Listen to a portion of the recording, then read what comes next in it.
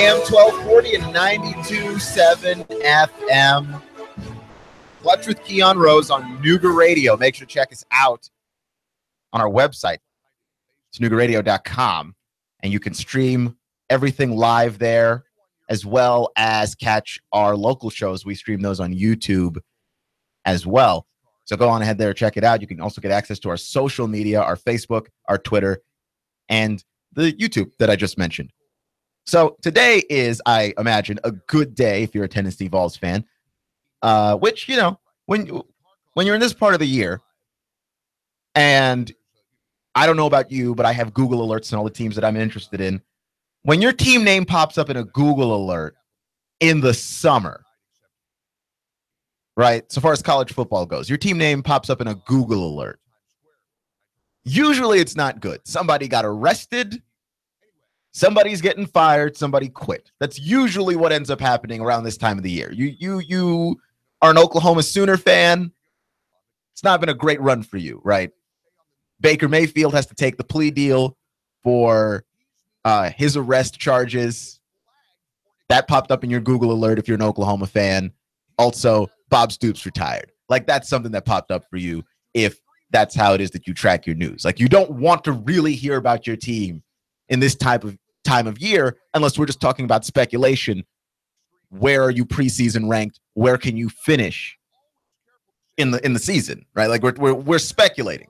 If I find actual news about my team this time of year, I am horrified. I don't want to see news about my team this time of year. But actually, the Vols have good news. They've hired Philip Fulmer as the special advisor to the president for community and university relations, which is just a really long way of saying we gave him a job so that he's here. And it's not that Philip Fulmer is not qualified to do stuff. He is. But I don't know what all his job entails. But I will tell you this. It's more important that Philip Fulmer is simply in the building than whatever it is that he is doing. Right? He could be doing the most important stuff. They could hand him the keys to the kingdom and just let him run the show. And it would still be more important, the fact that he is in the building, than whatever it is that he is actually working on. Because where we are right now with Tennessee football is at an interesting point, right? Like, there were several dark ages. You know, you had Derek Dooley, had to survive all of that. You had the brief Lane Kiffin run there, the 1 year before he escaped in the middle of the night. So you've been through a lot since Philip Fulmer, and I think whenever a guy gets fired, it's that wasn't mutual, right? Like, there wasn't a mutual, we're parting ways. Like Lane Kiffin in Alabama, where Lane is just like, you know, I hate you, you hate me. Can I just get out of here? And then he goes. When it comes to Philip Fulmer being fired and the fact that he was very popular, and no, he wasn't having a great final season there at Tennessee, so the writing was on the wall. There's that chance of hard feelings, and I don't know exactly how hard those feelings were. I didn't live here when that happened, right? I could not honestly tell you exactly how hard those feelings were, but we have gotten to the point that when I moved to Chattanooga, Philip Fulmer was one of the most popular people in East Tennessee. I mean, you do a poll of most popular people in East Tennessee, and the short list has to have Peyton Manning and Philip Fulmer up top, right? Like, people still mess with Philip Fulmer like that. Like, that's something that's very, very important if you're a Vols fan in your history, because he did have a great run here. And I think that on its own, he's back in the building. That's not all you need to know, but it's like the most important thing you need to know is that he's back in the building. Right? And it's not a coincidence, by the way, that they had Peyton Manning down last week to hand out academic scholarships. Tennessee is working on its public relations early. right? We're trying to give Vols fans as many feel-good vibes as humanly possible, right? Just going to throw all the positivity in your direction this offseason so that you can have the warm and fuzzies going in. Because this season might be rough. I don't know if it'll be rough, but it might be rough. And what do I mean by rough? Well, the expectation is 7 games, between 7 and 8 games. And if you are a Vols fan, that's pretty rough based on your recent history. I don't think that Vols fans want 8-9 wins anymore. I think they want to be back to where they were, right? I think they want to be in that relevant national conversation of this team could win a national title. And at the beginning of last season, I think we briefly had a taste of that. That was a year that was Tennessee. It favored Tennessee. The East favored Tennessee. The roster favored Tennessee. The schedule favored Tennessee. And they just didn't get it done. And there was a whole lot of injuries involved and things of that nature. It's not necessarily like, the team just underperformed. But there is a lot of blame that people threw, rightly or wrongly, at the feet of Butch Jones. And if you feel like you've got another season like that coming, right, I don't think anybody is expecting the lofty stuff that we expected last season, in large part because the roster has moved on, because you've got so many guys in the NFL, Dobbs and Malone and Kamara, and the list goes on. And the few transfers that happened, and you see what happened with Jalen Hurd. Like you have a situation where, there could be a disappointing season. What is fireable for Butch Jones? Because I actually don't know the answer to that question. Only John Curry knows the answer to that question. And I don't even think it's how many losses Butch has, honestly. I think if Butch Jones wins 7 or 8 games, which is what we expect him to win anyway,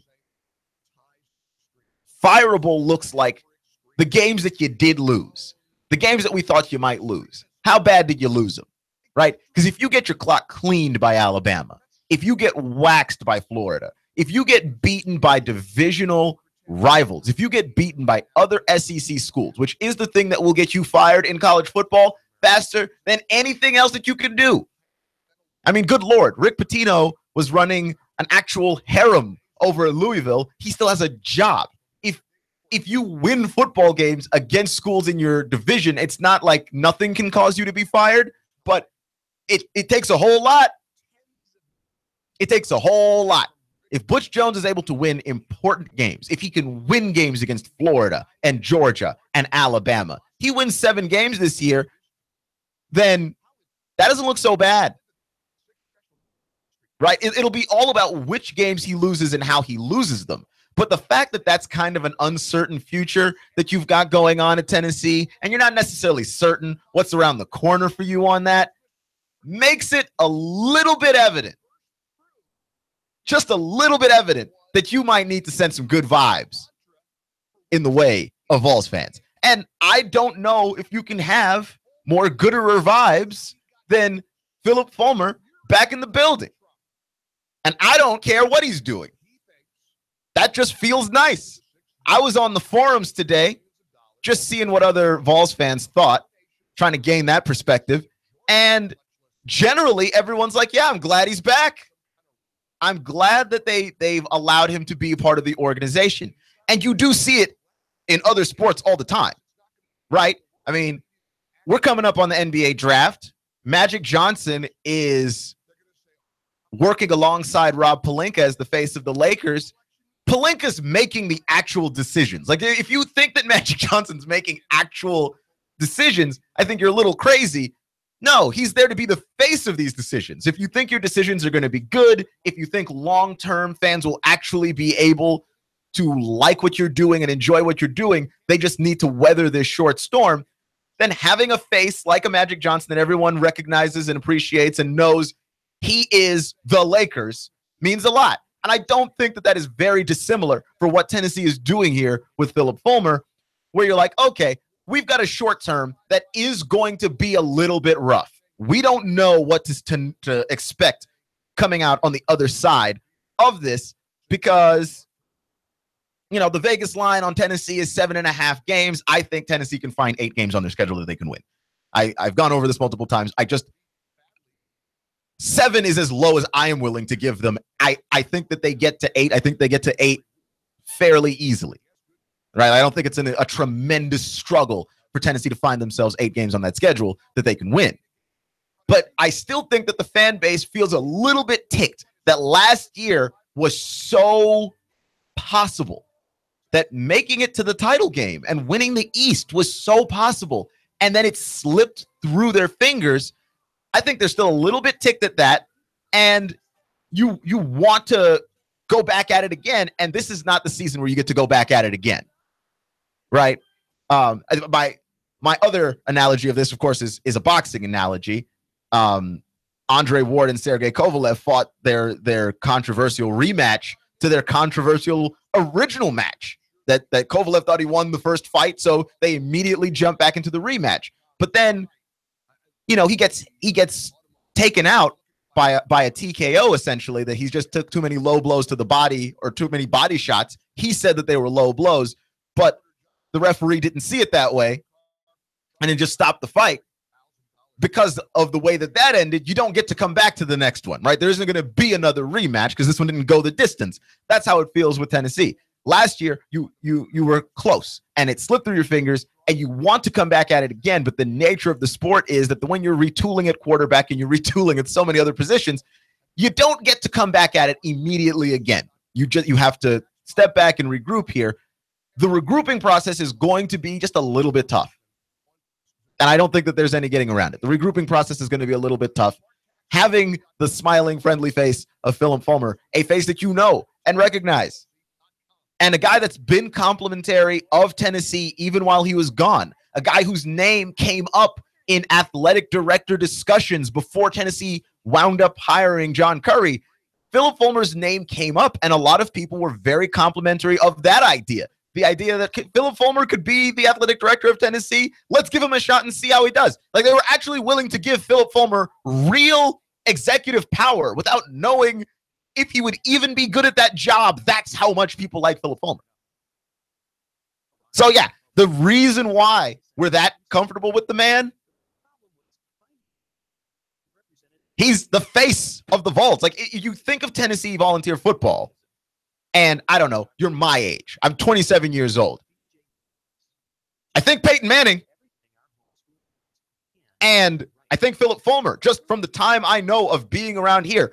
I knew Philip Fulmer's name before I knew what he looked like. Just from living here. So I think that's a very smart move, man. Tennessee, you know exactly what you're doing. You just had to get that man in the building. You're listening to Clutch with Keon Rosa on AM 1240 and 92.7 FM. And my other bit of college football news, Will Grier is going to be eligible to play at the beginning of the season for West Virginia. Will Grier was the quarterback at Florida before he got popped for some PED use, suspended for that. And then he transferred away, had 1 year of ineligibility, and was actually set to be officially eligible 7 games into this season because it was a midseason transfer. So he was originally set to be eligible 7 games into the season. West Virginia petitioned the NCAA, and Will Grier is cleared to play week 1. And I think that this it's just a very interesting story, in large part because I want to know how good Will Grier actually is now. Because that to me was a big thing holding back Florida. Was this entire time Florida's not actually had a quarterback that's been any good except him. He was the guy that we were looking at. We were like, yeah, actually, this Will Grier guy can kind of play a little bit. And then we just never got to see him play a little bit. He played exactly a little bit and not much more than that.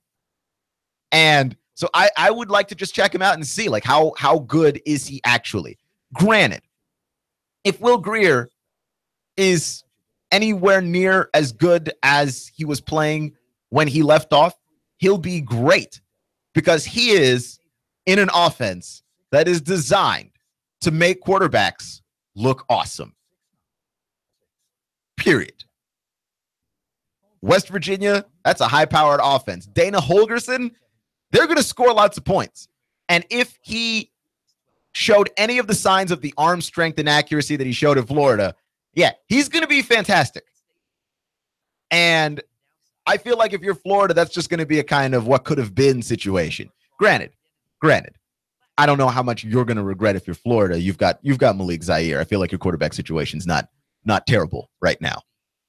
We'll see how long that lasts.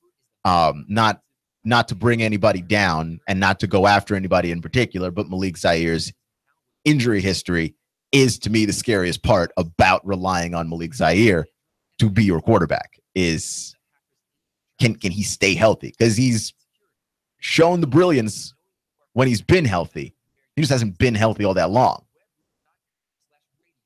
And that's the part that's a little bit unsettling. With Grier, we saw him for basically half of a season. And I have said this multiple times. It doesn't matter if it's at the pro level. It doesn't matter if it's at the college level. It doesn't matter if it's at the high school level. You can deceive me for a season. You can deceive me for half a season. I want to see multiple seasons of excellence from somebody before I decide whether or not they are actually good. And Florida has shown some level of competence offensively. So the question here is, was Will Grier playing well because of where he was, or is he actually this good? I mean, those are the things that I think, just as a curious person watching football, I want to have confirmed for me, I believe. So I'm very interested in that. My interest is piqued on that. Also, I'm a Big 12 fan. So I end up watching, I think, more Big 12 football than most people should ever have to, because it's not good football. It's not good football. It makes you feel bad about yourself to watch it, especially when you watch some of the no defense games that have occurred.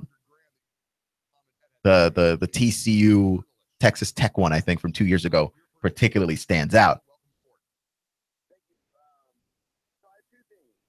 Clutch with Keon Rose at AM 1240 and 92.7 FM. By the way, just had LSU schedule pulled up here. LSU and UTC playing September 9th. So that's going to be an absolutely fun game. Look, your UTC, if these SEC schools keep paying you to show up,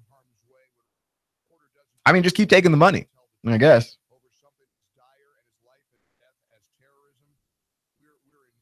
That's what I think. So anyway, so LSU got into a little thing with Texas last week. There's a whole dust up involving Texas coaches wanting to attend a satellite camp in Baton Rouge, and LSU basically freaked out on Texas. Like they didn't like the idea that Texas was pushing the boundaries of their own state to move out and try and recruit in Louisiana, which I think is a fair thing to fight, because LSU tried to move into Texas, and Texas has pushed them back as well. So it's just a back and forth thing that continues to happen. And I bumped into an article here on SEC Country, a blog that I really enjoy, but completely disagree with this article by Andrew Asselford, that LSU gave Texas too much credit in their recruiting and called Texas a middling program in a conference that doesn't matter and all of this stuff. And I'm like, okay, easy.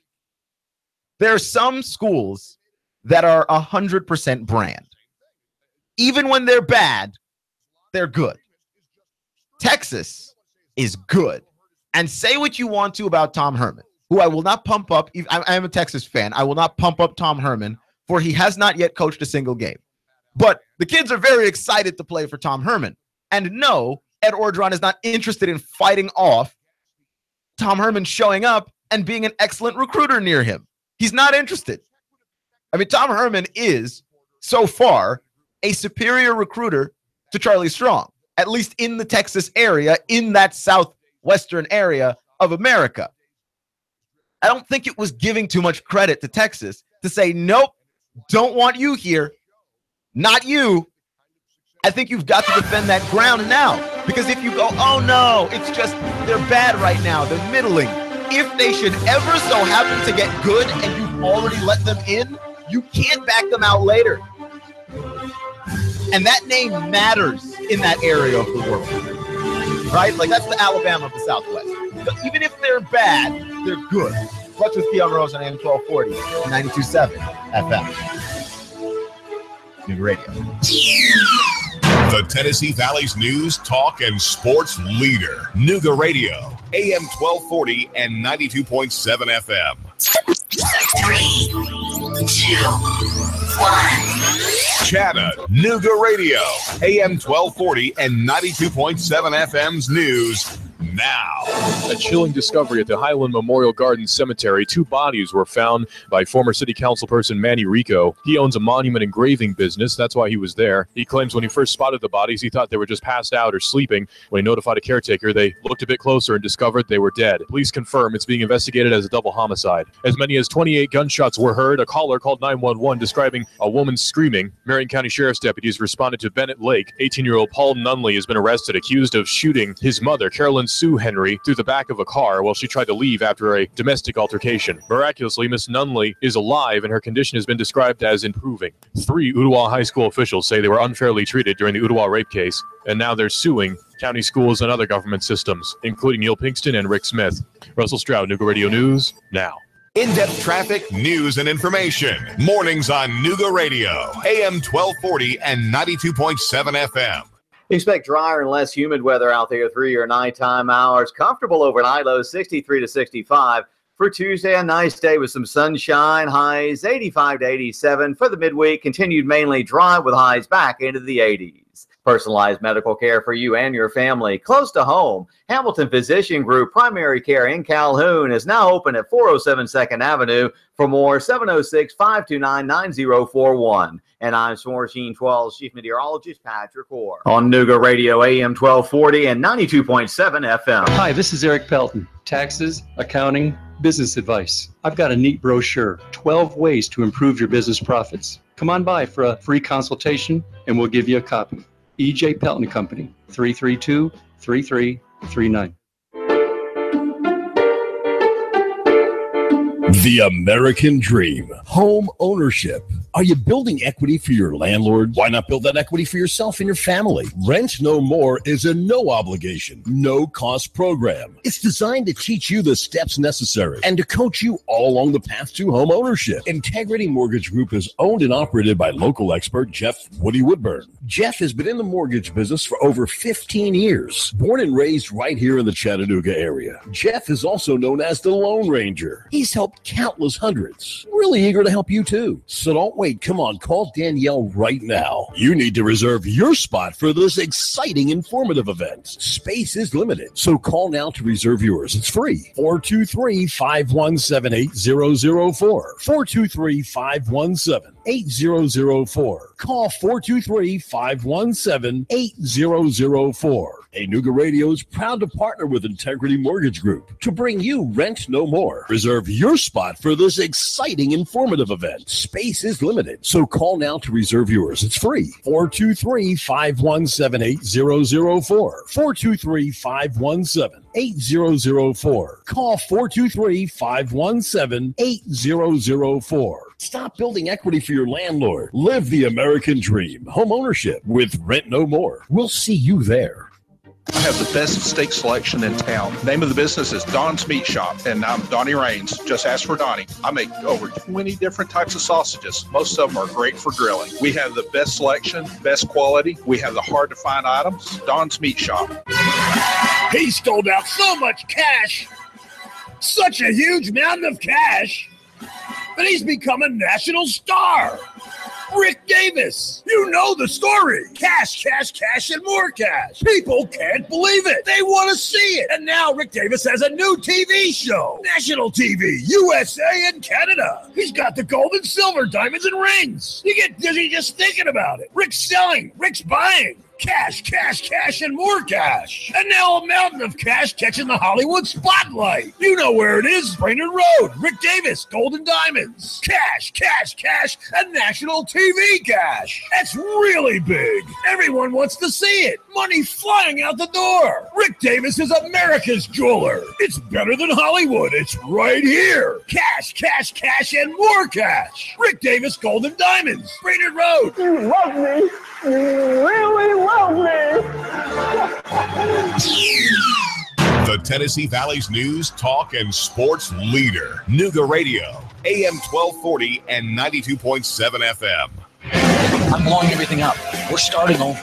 I'm doing a new show. I want guys who push it to the middle of the table and go over the top. Take a risk, fail miserably. I'm right, and I'm not wrong, and I'll never back down. Conflict works. Allow it. It's The Herd with Colin Cowherd. Right here and everywhere. Noon Eastern. The Tennessee Valley's news, talk, and sports leader. Nooga Radio, AM 1240 and 92.7 FM.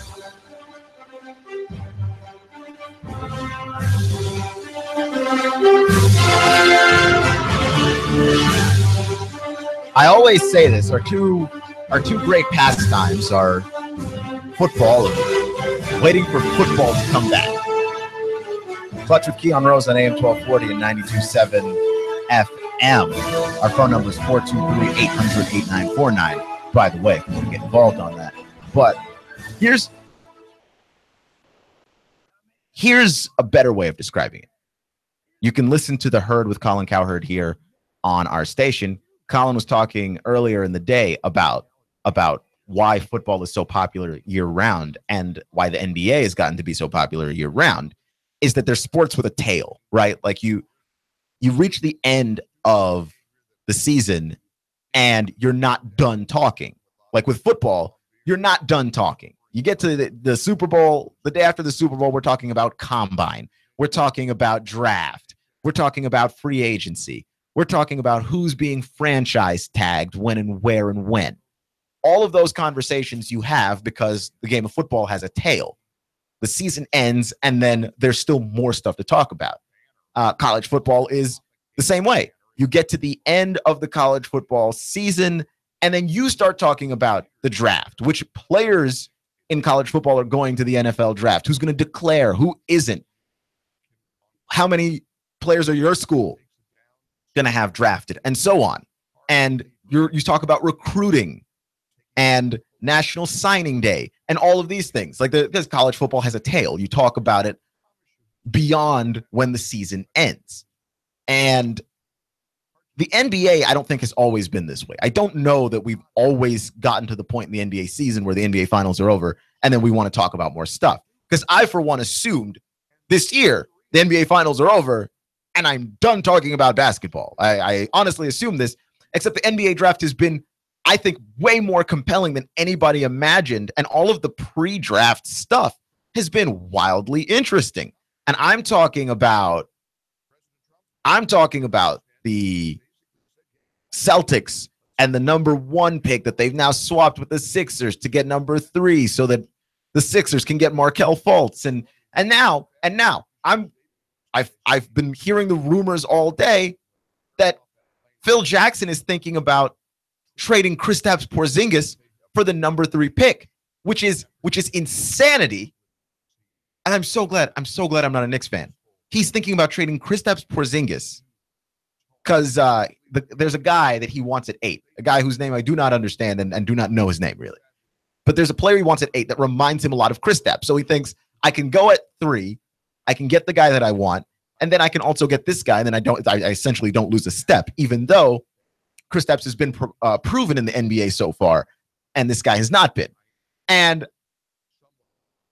all of these compelling storylines. And then that's just the draft stuff. We haven't even addressed the free agency stuff with Kevin Durant and how Kevin has decided that he's going to restructure his contract so that he'll take less money so they can try and keep the Warriors together, because that really is the crux of this. We sort of wrote the Warriors into 5 more years of dominance without actually understanding if they can keep this squad together. We just assumed it would happen, and there is no reason to assume it would happen because Kevin's willing to take less money.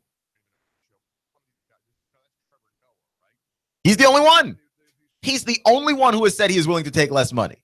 Steph's about to get paid. Steph wants every cent that is owed to him. And for good reason, he's been underpaid this entire time. Steph, for as good as he has been for the Warriors, and he has done so without complaining, without saying a word, has not seen anywhere close to a max deal.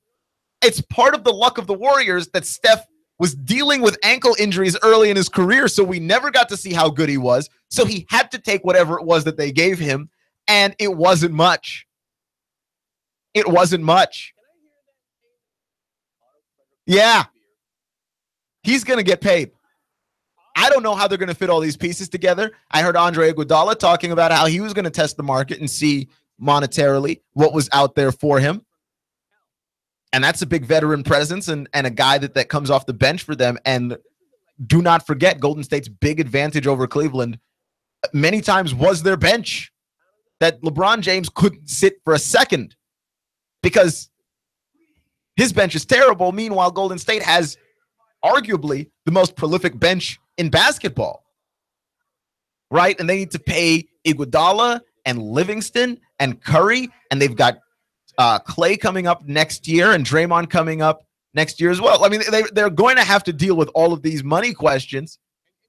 We've got to talk about all of that stuff because that affects the future of the Warriors. The whole point of everybody feeling this degree of hopelessness is because the Warriors are the Warriors. Well, if the Warriors could break apart, and it's not a 5-year run, it's a 2-year run, maybe 3-year run max. Is that really so bad? Is it possible that if you were a team that's kind of on the bubble right now, you just try and stockpile players and you just try and stockpile talent and try to figure out if you can outlast the Warriors? That's a point of conversation. And then LeBron James. Where is he going to go? Because LeBron James does not allow LeBron James to be in a situation where he can't win. It's just he did that. He came into the league and he paid his dues doing that. Playing with a bunch of dudes that really should not have ever seen an NBA Finals, and he took them there, right? Boobie Gibson and Eric Snow, and no disrespect to Zydrunas Ilgauskas, but Zydrunas Ilgauskas. You know, he was playing with a bunch of guys that were not great. I mean, they were marginally good at best. And then they had him. That was it. So yeah, LeBron James does not want to be boxed in. The Cavs let the GM David Griffin go. And I always love this story about David Griffin because people act like LeBron James runs the team.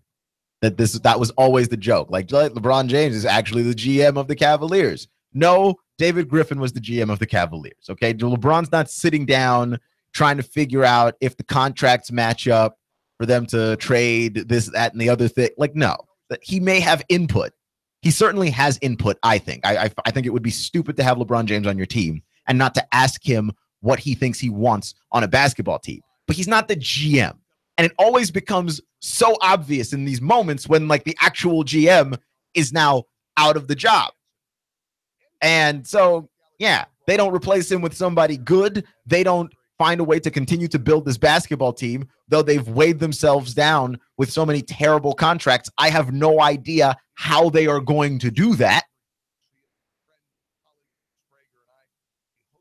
They still have to find a way to get better. They don't do that. LeBron leaves, and he leaves them with all the bad contracts that they signed to keep him. And next year, Kyrie's a free agent. And Kyrie's thinking, well, I'm going to try and see if I can force a trade. Like, if it looks like LeBron might go, Kyrie's going to go. I think Kyrie has actually 2 years on his contract, but he's going to try and force a trade next year if it looks like LeBron might leave. Because Kyrie's not trying to get stuck now. Why? Because you got accustomed to winning. Right? Like, he was fine being the guy on a bad Cavaliers team. You didn't hear any complaints about Kyrie being in Cleveland on a bad Cavs team. But this is the NBA now. Right? We talked about the Warriors and all the terrible things that the Warriors mean for the league. Maybe the regular season, right? Like, maybe the regular season is more or less a foregone conclusion if the Warriors are going to be constructed as currently presented. But here's one of the great things about the Warriors, and one of the great things about Kevin Durant going to the Warriors. The mobility that Kevin Durant has exercised that anybody can use, everybody's going to try and use it. People are going to try and leave. People are going to try and force trades. And everybody is going to try and do it in their own way. You got Paul George letting people know beforehand, look, this is where I'm going. You figure it out. You've got LeBron James, who's going to continue to play this by being a mystery. I'm not going to tell you what I'm doing until I do it. You figure it out. You have Kyrie just testing the waters a little bit because he doesn't know either way. Right? Anybody's up for grabs, and it's actually true this time. Before, players were up for grabs, but you couldn't pay more than the hometown team. Well, none of that stuff matters. If you can present a situation where winning is what you've got, if you can present that situation, if you build it, they will come. That's where we are on that. The NBA has very, very much developed into a sport with a tail. You have a lot of teams this offseason, this upcoming offseason, and even the offseason after that one. You've got a lot of teams that can be on the brink of failure or success. You can build through the draft, but with the way the players are mobile now, it's going to have to be a very strong combination of both. I think that this is what it means to have a chance in the NBA. Not in the regular season. Like when the season starts, it's too late. When the season begins, that's not enough. What it means to have a chance in the NBA is everybody has a chance at everybody. If you don't burden yourself with long, bad contracts, right? Short contracts are good for teams too. If you want a guy to commit and you're not great, yeah, the short contract doesn't help you. But if you want a guy to be on a team, you want a guy to be on your team, and you're trying to not be stuck with the longest, worst contract of all time, a short contract helps you out. And you can look at it and see the teams that have no chance of getting any better, right? Like there's not much of a chance that the Clippers get better. There's not much of a chance, to be honest with you, that the Wizards get better. Like the Wizards are the team that, boy, looked like they might have a chance to fight the Cavaliers, and then they went down in flames in Game 7 in that Boston series. And that's as good as they're going to get. They don't have the cap room to operate. Neither does the Clippers. Neither does Cleveland. Cleveland can't get better. Cleveland can only get worse. Which you can think about that. Like they might be able to move Kevin Love for Paul George, as the rumors are suggesting, but more or less, it's more than likely the Cavs pretty much just get worse. That's it. And then you've got teams like the Knicks that should potentially be able to just get better, but then they don't. I don't know what you do there. They can't. Like they're on the floor. The only way to go is up. And they're interested in digging these holes. And I don't know how that's going to work out for them, but I can't imagine it ends well.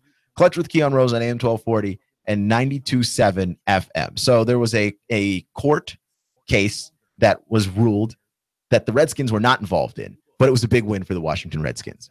And the reason why it was a big win for the Washington Redskins is because basically it overturns the ruling that has taken away their team trademark for their name. So they get the trademark back for their name.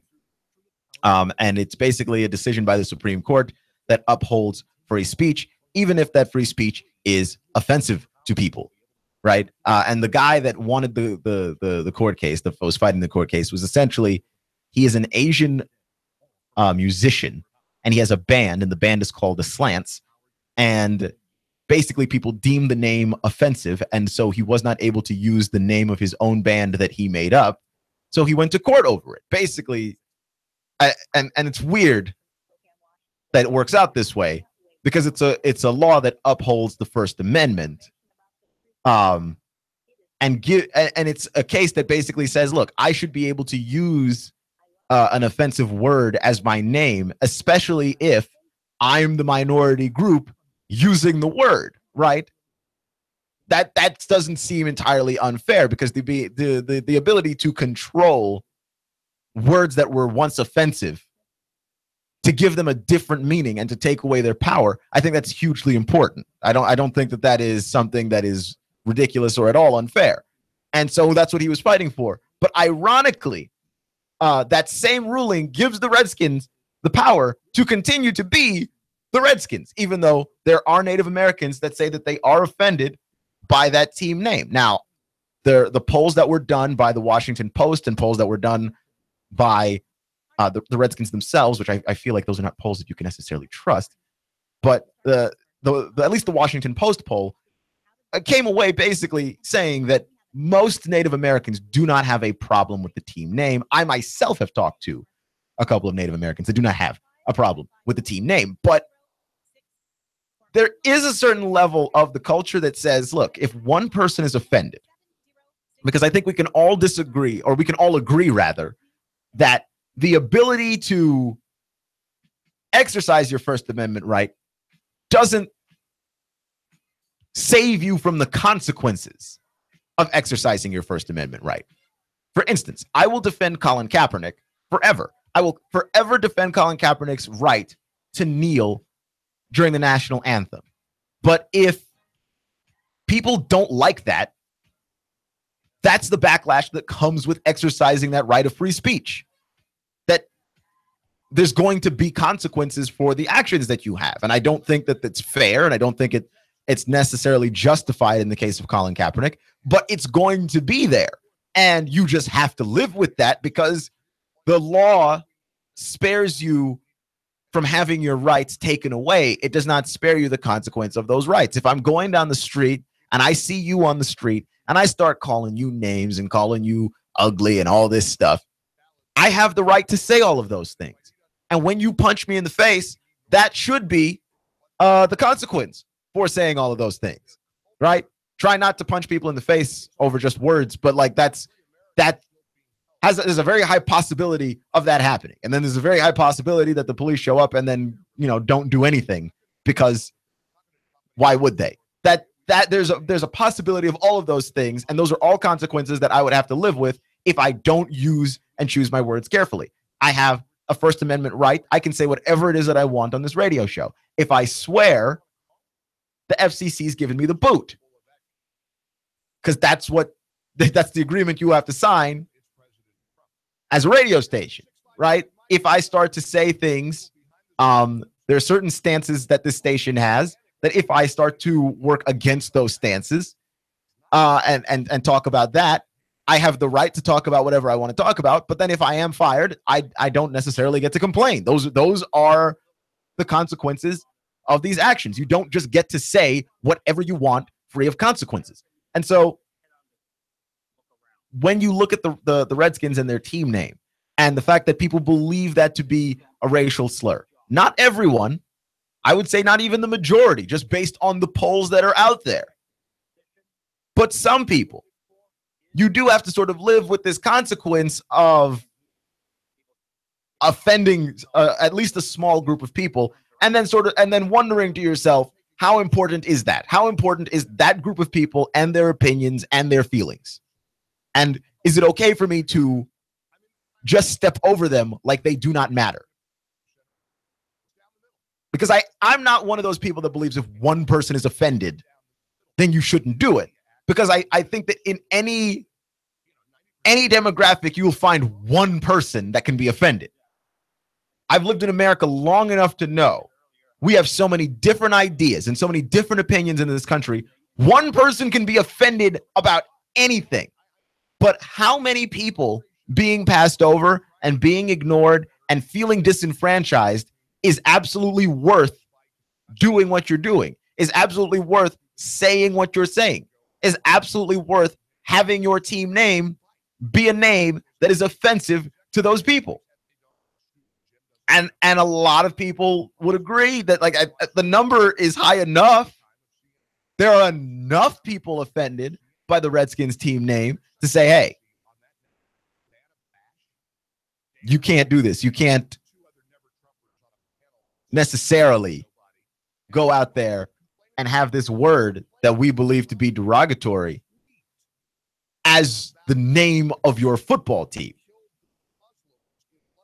But whose opinion do you weigh more? Do you weigh the opinion of the offended more than the unoffended?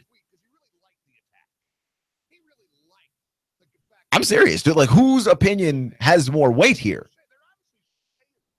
I think there are enough people offended. I'm not one of those people that believes if one person is offended, change the name. I think that there has to be a decent number of people offended that you have to care about what it is that they think.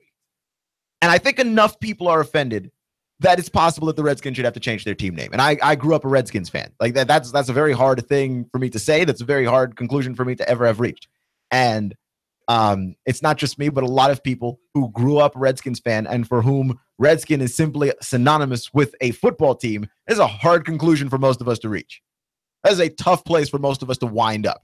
And Daniel Snyder, the owner of the team, who is a Redskins fan, right? Like, you want to paint him as this bad, horrible, evil villain. And this is the case where he is just one of those people where this is just going to be an incredibly difficult place for him to reach, where it's, yes, enough people are offended by this. We should probably stop. We should probably call this team something else. Anything else. And I would say keep the team name, keep the team colors.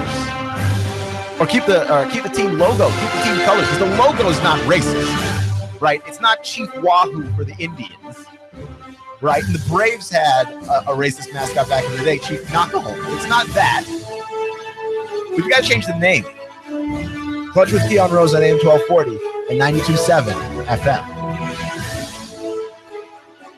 Nooga Radio, AM 1240, 92.7 FM. Competent, kind, caring, knowledgeable, experienced, great listener, great negotiator, in touch, accessible. If these are the characteristics you want and need in a realtor, you want and need Thomas DeMoss of Keller Williams Realty. Thomas is a very gifted realtor who puts the client's needs first. Whether you're buying or selling a home, Thomas is the realtor of choice. Thomas will help and guide you through each step of this very important process. For many of us, the purchase of a home is one of our largest investments and most important family and financial decision. Let Thomas use his 10 years of experience in the Chattanooga real estate market to give you the advantage you need when buying or selling a home. Buying a house? Thomas can help you navigate the emotional and somewhat anxious process of buying a home. For those of you who want to sell a house, Thomas uses his marketing and negotiating experience to help you sell your home for top dollar. Thomas is a local resident raising his family here in Hamilton County. He knows the area very well. For many agents, real estate is a job. With Thomas DeMoss, it's a passion and what he loves to do. Call Thomas today for a no-obligation consultation. He makes the process as simple as possible. Call 423-364-0028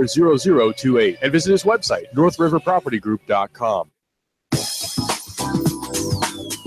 Picture that curl of steam rising from your fresh-made pizza. And in a flash, let it take you aloft, teasing all your senses. I'm talking about Jet's Pizza. If you eat out at Jet's in Hickson or take home your steaming deep dish square pizza, you'll love Jet's. They use only the best ingredients in a family recipe. Also try the cheesy bread, wings, chicken, or bread with bacon, antipasta or Greek salad. Jet's Pizza at Buy Low near the S-Curves. Open till 10 p.m. Sunday through Thursday and 11 p.m. Friday and Saturday. You can order online or have it delivered. jetspizza.com. That's jetspizza.com. Or call them now. They'll have it ready when you get there. 757-1616. That's 757-1616. Jet's Pizza, the best pizza in town. 3600 Hickson Pike. Life is short.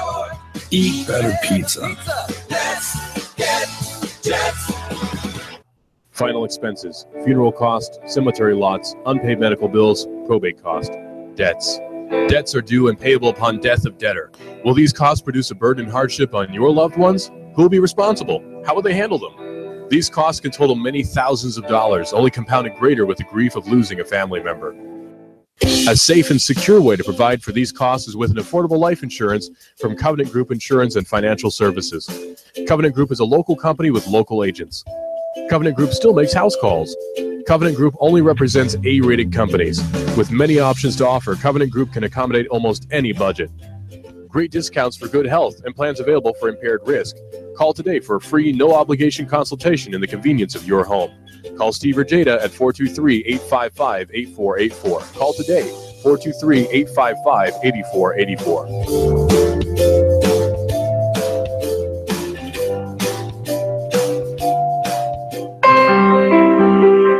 Are you looking for a gospel-oriented, covenantal, family-friendly Reformed church? Dayton Reformed Presbyterian Church is a body of Christ-centered believers gathering for worship on the Lord's Day from around southeastern Tennessee. Our congregation is reformational in its outlook. It has a traditional worship service regulated by the Word of God. Prayer, singing the Psalms, reading God's holy Word, teaching, preaching the Bible, the administration of the sacrament. Dayton Reformed Pres, committed to the authority of the Bible as the inerrant, infallible Word of God. As Westminster Confession of Faith directs every Christian, we aim to glorify God and enjoy Him forever. As a Reformed church, our purpose is teaching and preaching the gospel, making and training disciples of Jesus Christ, taking dominion for our Lord's sake by applying God's holy and perfect law to every area of life. We would be honored to have you join us for worship. Dayton Reformed Presbyterian. This Sunday morning at 11 at Dayton Community Chapel, 184 Mulberry Avenue, Dayton. Click DaytonRPC.org. Click DaytonRPC.org. 184 Mulberry Avenue, Dayton. It is Eric Jones hard into the outside wall, and they are still 3 and 4 wide. It looks like we're racing at Talladega. Caution flag is out. It looked like Denny Hamlin was trying to get by Ricky Stenhouse. Got into the back of Ricky at the line. Man, that's a close one. Matt Kenseth wins stage 1. Green checkered flag is out, and Brad Keselowski has won stage 2. Dale Earnhardt Jr. into the wall. That will bring out the caution. Caution waving once again. And again, it's Dale Earnhardt Jr. involved. Oh, trouble. Ty Dillon has gotten turned to the inside of the racetrack, and Clint Boyer has just nailed him. Matt Kenseth falling back, the field storming by. Something wrong. Now we see sparks from Kenseth's Toyota. Larson chucks him off. Coming off turn number 2. Goes to tail. Now it's Logano to the high side in 3. Joey Logano, a winner here at the Richmond International Raceway. Here at Live on Chattanooga's official NASCAR radio station. Nooga Radio, AM 1240, 92.7 FM. The voice of NASCAR.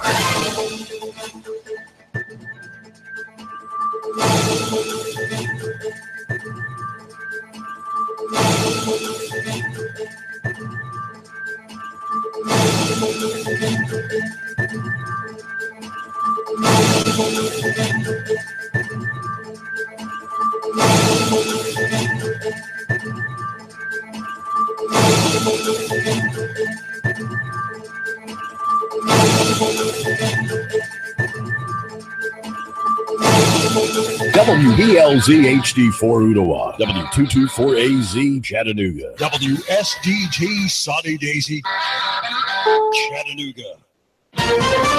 Holding North Korea accountable after the death of college student Otto Warmbier. He should have been brought home a long time ago. Blistering heat with a summer preview in the Southwest. Very hot here in Phoenix. AC's out. It's not really cooling as much as it should. This is the CBS World News Roundup Late Edition. I'm Dave Barrett. He was in North Korean custody for nearly a year and a half after reportedly trying to steal a propaganda sign. American student Otto Warmbier did return to the U.S. last week, but he was in a coma and he didn't make it.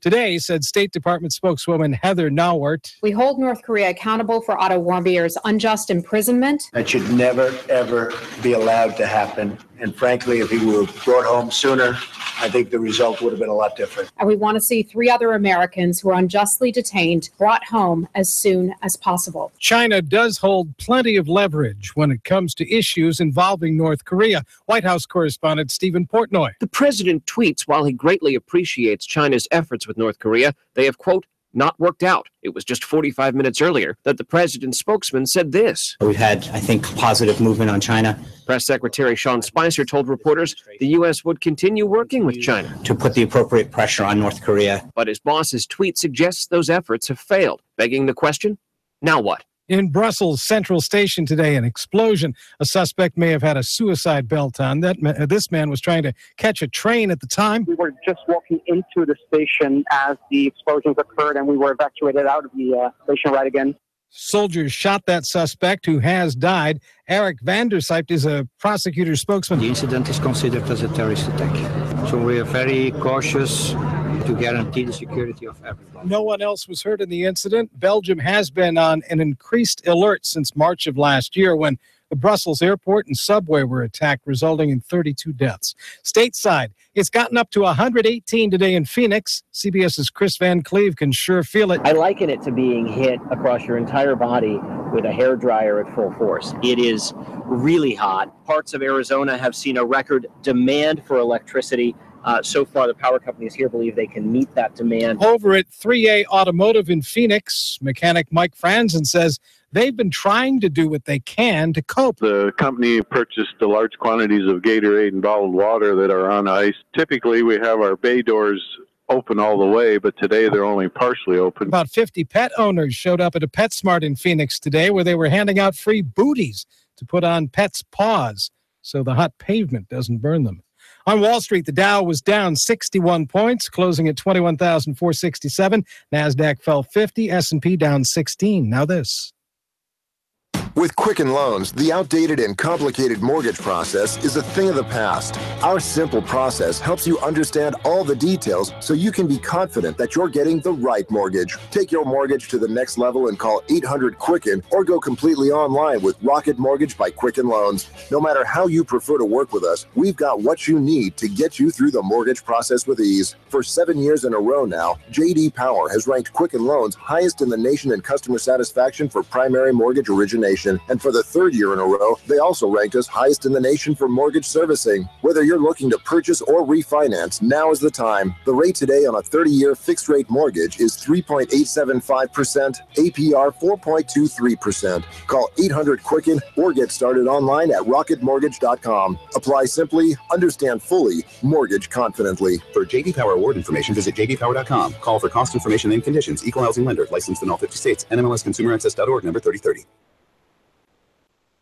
Since 1979, Republicans have held the 6th congressional district seat in Georgia. Special election there today. Karen Handel hopes to continue the trend. Democrat John Ossoff hopes to pull an upset. CBS political analyst Leonard Steinhorn. Democrats are worried if they can't take this seat, will they be able to take the House in 2018? If the Republicans lose, is it a sign to them that Donald Trump could drag their party down? Healthcare replacement being discussed in the Senate in closed-door sessions. Majority Leader Mitch McConnell promises everybody will have an adequate time to take a look at it.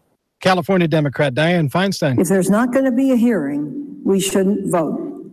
I think no hearing, no vote. President Trump tweeted, with Obamacare, Americans are stuck with higher costs, more taxes, fewer choices. Americans need relief now. There is a push to get this finished before senators take off for the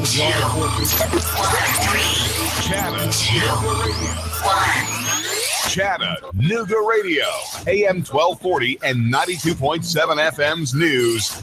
Now, a chilling discovery at the Highland Memorial Garden Cemetery. 2 bodies were found by former city council person Manny Rico. He owns a monument engraving business. That's why he was there. He claims when he first spotted the bodies, he thought they were just passed out or sleeping. When he notified a caretaker, they looked a bit closer and discovered they were dead. Police confirm it's being investigated as a double homicide. As many as 28 gunshots were heard. A caller called 911 describing a woman screaming. Marion County Sheriff's deputies responded to Bennett Lake. 18-year-old Paul Nunley has been arrested, accused of shooting his mother, Carolyn Sue Henry, through the back of a car while she tried to leave after a domestic altercation. Miraculously, Miss Nunley is alive and her condition has been described as improving. 3 Ottawa High School officials say they were unfairly treated during the Ottawa rape case, and now they're suing county schools and other government systems, including Neil Pinkston and Rick Smith.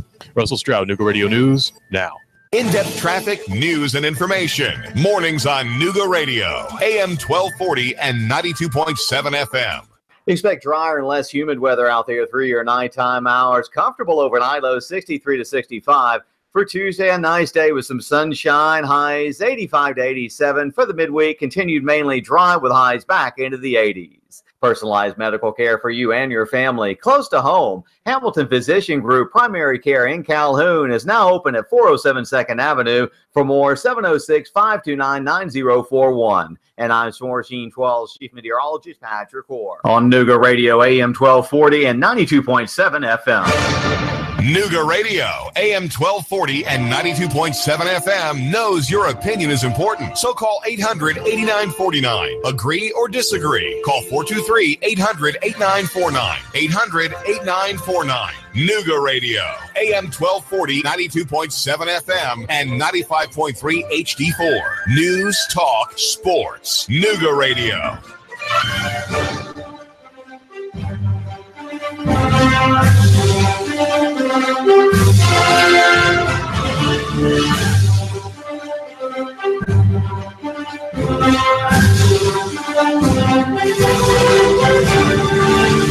You're listening to AM 1240 and 92.7 FM. What's with Keon Rose here on Nooga Radio, hour number 2 of the show. And LeBron James just has to be the topic of conversation, even when he's not doing anything. It's not his fault, really. It's our fault. It's the media's fault. I'll take blame for that. It's not that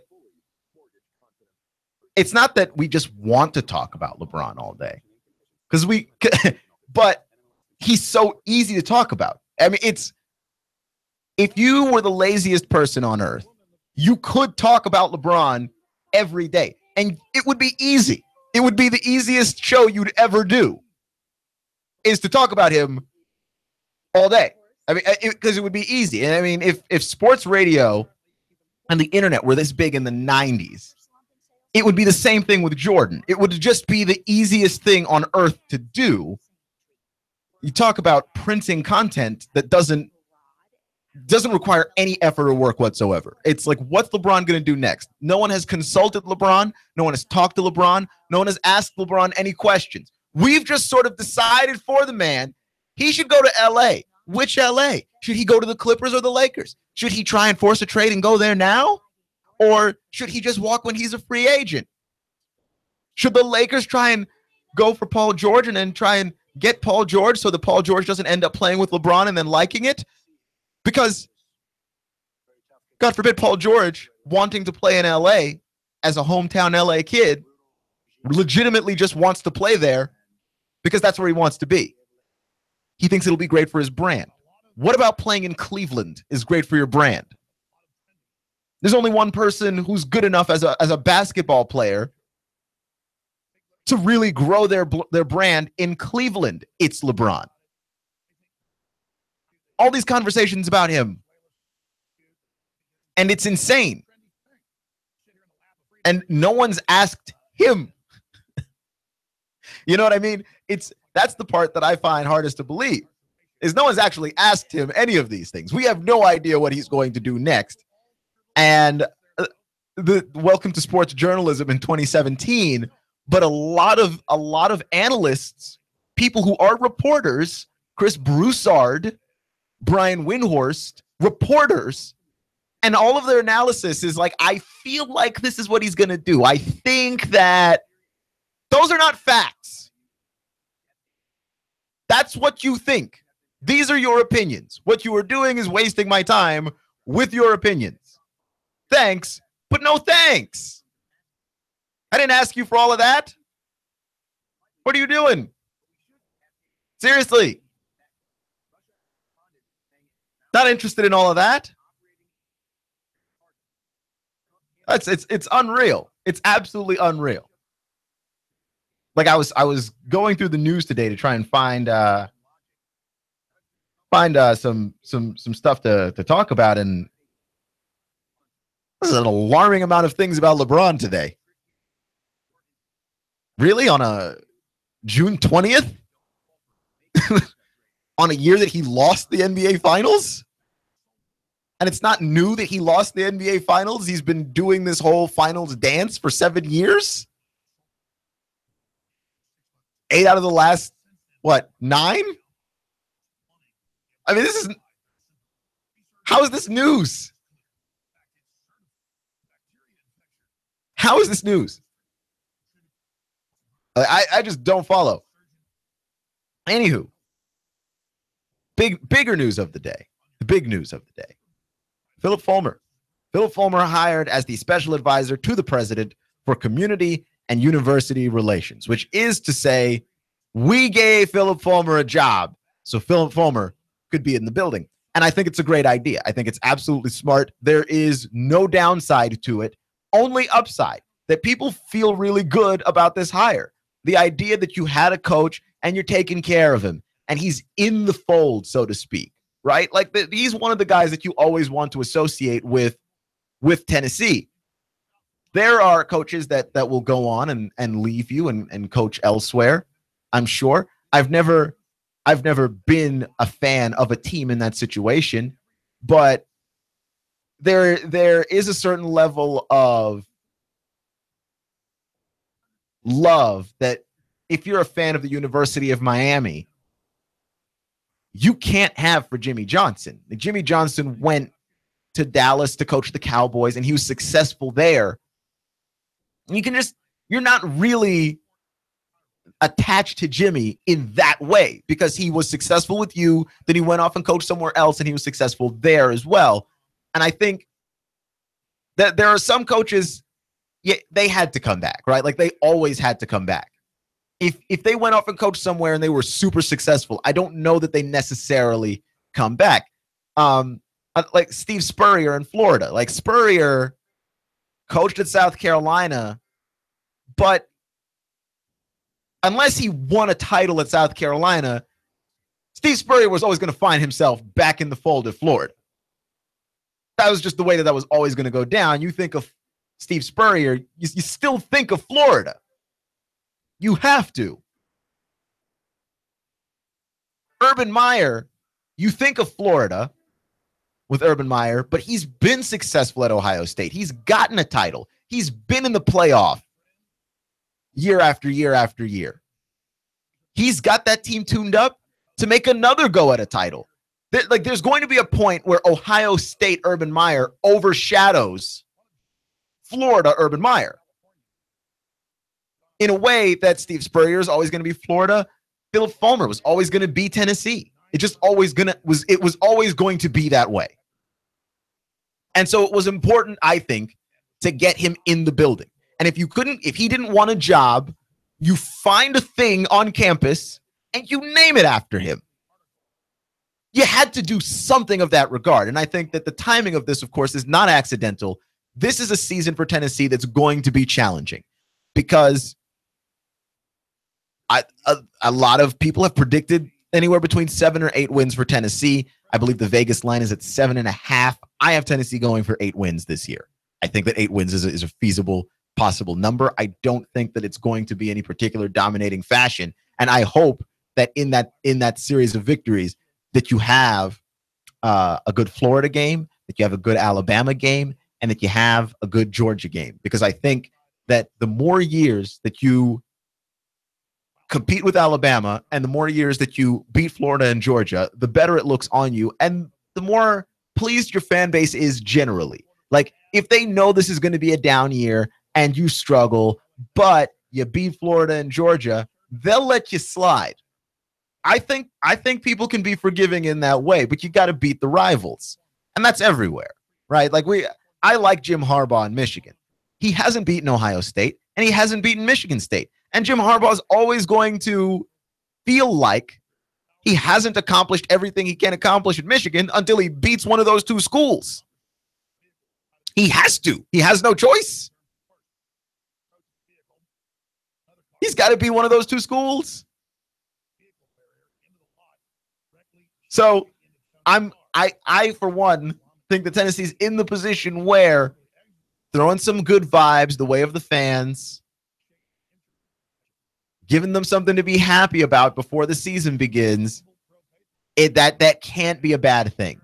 That can only be good. That can only be positive. Clutch with Keon Rose on AM 1240 and 92.7 FM.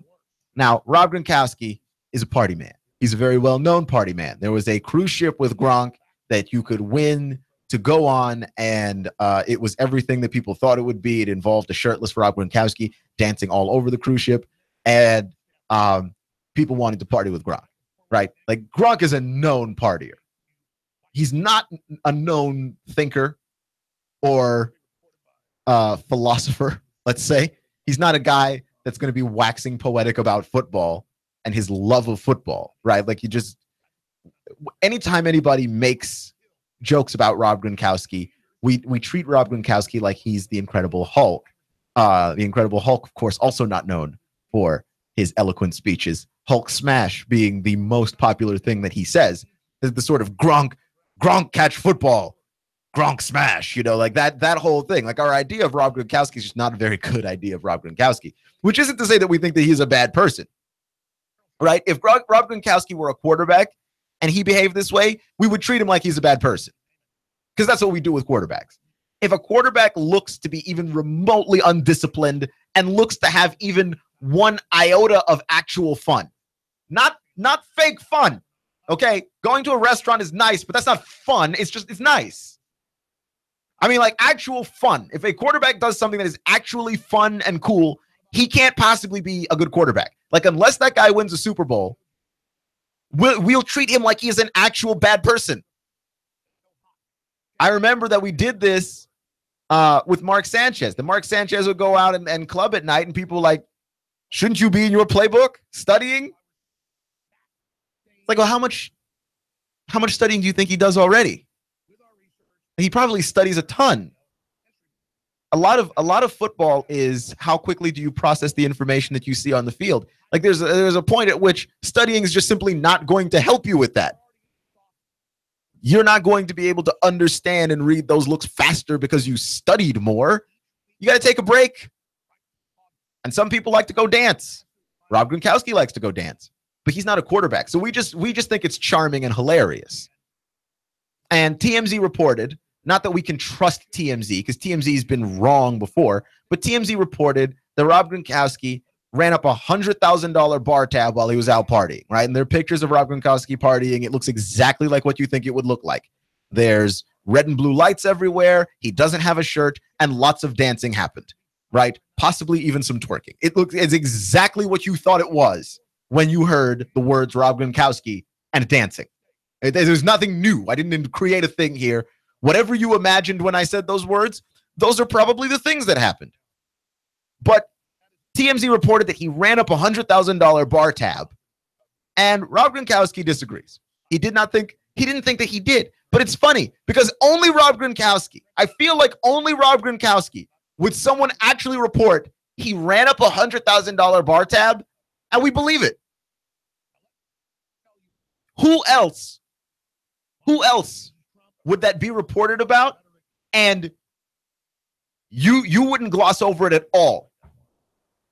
You would just accept it. Because Rob Gronkowski and $100,000 bar tab, knowing that we think of Rob Gronkowski as Rob Gronkowski party man, is exactly, it slips right in.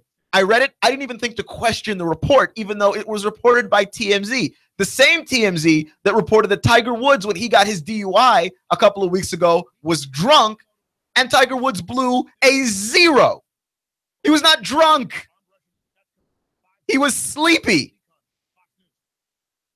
because of pain pills, right? Like still don't drive while being heavily medicated, but you can't report that the guy is drunk. You can't report that he's swerving all over the road, and you can't report that he was being arrogant to police when police thought he was actually being hilarious, that he stopped at a stoplight and he was asleep, and that he did not drink any alcohol at all.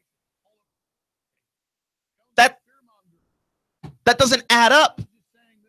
This is the same TMZ that reported that. So no, I should have questioned it, but I didn't question it because I heard $100,000 bar tab and Rob Gronkowski and instantly believed it. And I don't know if there's another professional athlete currently playing right now where they do that and you just immediately believe it. Like, yeah, of course. But Rob Gronkowski was like, don't believe everything that you read. Here is where $100,000 would go first before it ever went on a bar tab. And he showed a picture of himself donating money to a Boys and Girls Club, $100,000, Boys and Girls Club of America. Rob Gronkowski is actually very active in the community. And this, to me, is the part where I think it gets a little bit serious. Because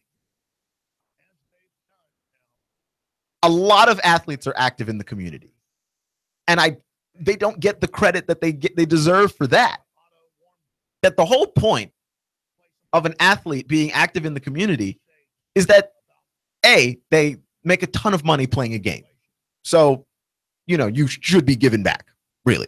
But also this idea that an athlete being active in the community, using their celebrity status to set an example for other people that, hey, look, Rob Gronkowski is active in his community, and so is Julio Jones, and so is Matthew Stafford. If those guys can be active in their sports communities, then we can all do our part, right? Like that's the message that you should take away from that is you can't do everything.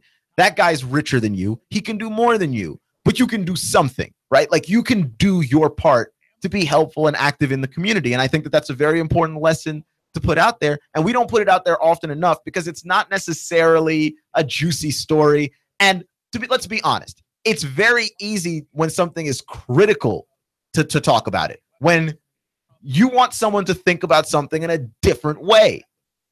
That's the stuff that's interesting. Like there's something that is cool that you might not have considered, something that's bad that you always thought was cool that now I have to tear it apart. That stuff is very interesting to talk about. To just get on the air and just gush about what a good job Rob Gronkowski is doing. That's not an interesting thing to talk about, right? Like you will lose all your listeners instantly. And that's not even the point of what I'm saying here. My point is that it comes up so little. The work that Gronk does with people, the work that Gronk does helping his fellow man comes up so little that it's an afterthought that we have made this man out to be a party guy. And you know, I'd not actually thought about it, just how unfair we were being to a guy like Rob Gronkowski. We made him out to be this guy that's not very bright, that he just parties constantly. And I thought, well, that's just incredibly hurtful. Imagine that there's something about you, right? There's a feature of you, either a physical feature or something that you enjoy doing or a part of your personality. And every time people see you, they refer to you as that, right? Like if you have, you know, like a big nose or something, everybody, every time they see you, they refer to you by the size of your nose. Just, hey, big nose, how's it going? And you're just that. And every time they see you, you're that. Like, yeah, your nose might actually be big, but is that all that you are? You're just a nose to somebody? Like, that's crazy. We have reduced Rob Gronkowski's entire personality down to he's good at football, he's not very bright, he likes to party. And that's it. That's his whole personality. Like, so far as any of us knows, that's Rob Gronkowski's personality. Because I'm not going to lie to you, that's his personality so far as I know. No one has bothered to show us any other sides of Rob Gronkowski. Even when he's in interviews, people ask him questions in a way so as to bring out the side of Rob Gronkowski that we all find humorous, fun-loving, and hilarious.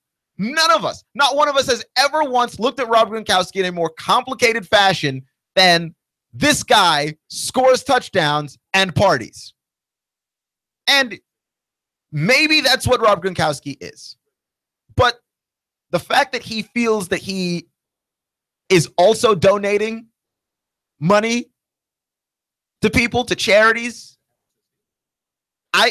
the way that people describe Rob Gronkowski is to describe him as a guy who is not capable of complicated enough thoughts to think to donate money to help kids. When we talk about Gronk, we talk about him like he's a guy that speaks in single-syllable words and does not like live outside of the club until football season, when he simultaneously lives in the gym and in the club. Which is really messed up. It's like the most messed up thing I've ever seen. I like sports, but when my friends refer to me as a sports guy, like all we want to talk about is sports, I do get a little bit offended. That is one part of my personality. Oh, that's my job. I do sports radio. Cool. I have other interests too. I'm a big music fan. I love movies. Thanks for asking. There are more parts to my personality. I read a lot of books. I like history. There's more sides to my personality. And it is kind of offensive when people just condense everything that you are down to one thing that you do, or one thing that you like, or one feature that you have. But we did it to Gronk, and we did it instantly, and it wasn't that hard. And we did this for years. Just think about people a little bit differently. Who are you doing that to right now? Who are you doing that to right now? And I bet you Rob Gronkowski didn't even spend $100,000 on a bar tab, because it's TMZ that reported it. And that should have been the most important fact of that entire story. Lunch with Keon Rose on AM 1240 and 92.7 FM.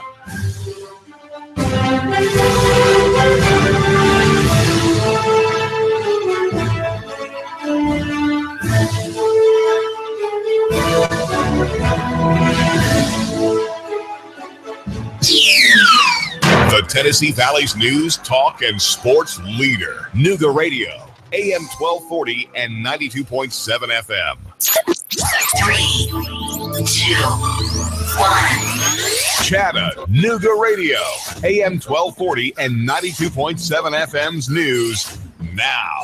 A chilling discovery at the Highland Memorial Garden Cemetery. 2 bodies were found by former city councilperson Manny Rico. He owns a monument engraving business. That's why he was there. He claims when he first spotted the bodies, he thought they were just passed out or sleeping. When he notified a caretaker, they looked a bit closer and discovered they were dead. Police confirm it's being investigated as a double homicide. As many as 28 gunshots were heard. A caller called 911 describing a woman screaming. Marion County Sheriff's deputies responded to Bennett Lake. 18-year-old Paul Nunley has been arrested, accused of shooting his mother, Carolyn Sue Henry, through the back of a car while she tried to leave after a domestic altercation. Miraculously, Miss Nunley is alive and her condition has been described as improving.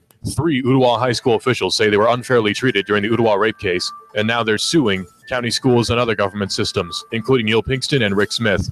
Russell Stroud, Nooga Radio News, now. In-depth traffic, news, and information. Mornings on Nooga Radio, AM 1240 and 92.7 FM. Expect drier and less humid weather out there through your nighttime hours. Comfortable overnight, lows 63 to 65. For Tuesday, a nice day with some sunshine, highs 85 to 87. For the midweek, continued mainly dry with highs back into the 80s. Personalized medical care for you and your family close to home. Hamilton Physician Group Primary Care in Calhoun is now open at 407 2nd Avenue. For more, 706-529-9041. And I'm Sports Scene 12's Chief Meteorologist Patrick Orr on Nooga Radio AM 1240 and 92.7 FM. Hi, this is Eric Pelton. Taxes, accounting, business advice. I've got a neat brochure, 12 ways to improve your business profits. Come on by for a free consultation and we'll give you a copy. EJ Pelton Company, 332-3339. The American dream. Home ownership. Are you building equity for your landlord? Why not build that equity for yourself and your family? Rent No More is a no obligation, no cost program. It's designed to teach you the steps necessary and to coach you all along the path to home ownership. Integrity Mortgage Group is owned and operated by local expert Jeff Woody Woodburn. Jeff has been in the mortgage business for over 15 years. Born and raised right here in the Chattanooga area, Jeff is also known as the Lone Ranger. He's helped countless hundreds. Really eager to help you too. So don't wait. Come on, call Danielle right now. You need to reserve your spot for this exciting, informative event. Space is limited, so call now to reserve yours. It's free. 423-517-8004. 423-517-8004. Call 423-517-8004. Hey, Nooga Radio is proud to partner with Integrity Mortgage Group to bring you Rent No More. Reserve your spot for this exciting, informative event. Space is limited, so call now to reserve yours. It's free. 423-517-8004. 423-517-8004. Call 423-517-8004. Stop building equity for your landlord. Live the American dream. Home ownership with Rent No More. We'll see you there. I have the best steak selection in town. Name of the business is Don's Meat Shop, and I'm Donnie Raines. Just ask for Donnie. I make over 20 different types of sausages. Most of them are great for grilling. We have the best selection, best quality. We have the hard-to-find items. Don's Meat Shop. He stole out so much cash, such a huge mountain of cash, that he's become a national star.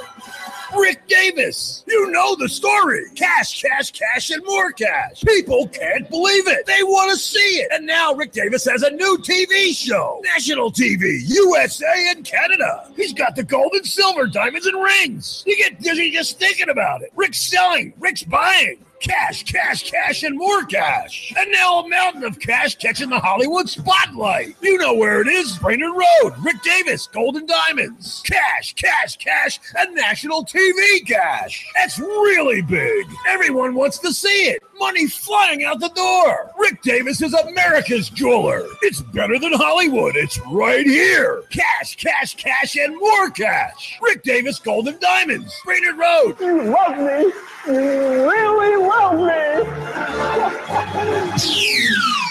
The Tennessee Valley's news, talk, and sports leader. Nooga Radio, AM 1240 and 92.7 FM. I'm blowing everything up. We're starting over. I'm doing a new show. I want guys who push it to the middle of the table and go over the top. Take a risk, fail miserably. I'm right, and I'm not wrong, and I'll never back down. Conflict works. Allow it. It's The Herd with Colin Cowherd. Right here and everywhere. Noon Eastern. The Tennessee Valley's news, talk, and sports leader. Nooga Radio, AM 1240 and 92.7 FM.